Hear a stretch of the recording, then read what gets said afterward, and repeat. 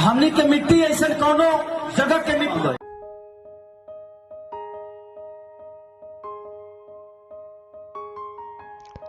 खेसारी लाल यादव जी का वीडियो तेजी से हो रहा है वायरल, जिसे सुनकर आप हैरान हो जाएंगे। आपको बता दें कि खेसारी लाल यादव जी ने क्या कुछ बोला है यूपी और बिहार के लिए।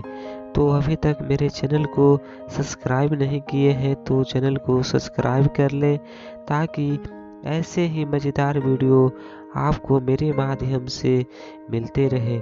चलते हैं वीडियो को आगे स्टार्ट करते हैं। आपको बता दें कि खेसारी लाल यादव जी ने हमारे यूपी और बिहार के लिए बोले हैं कि हमारे यूपी और बिहार की ऐसे संस्कार है जहां पर लड़कियां मंदिर में भी जाती है तो जूती निकाल कर जाती है। वहीं मुंबई में जब वो गए थे तो वहां वो बता रहे हैं कि मुंबई में वहाँ की लड़कियां गाड़ी से निकलती ही दूर से ही मंदिर में जाने से पहले ही हाय कर कर चली जाती है और बोलती है कि बाद में मिलूंगी।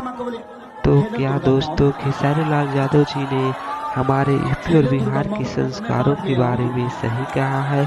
तो कमेंट में ज़रूर बताएं। अगर ये हमारा वीडियो अच्छा लगा हो तो लाइक करें और चैनल को सब्सक्राइब कर लें। जय हिंद, जय भारत।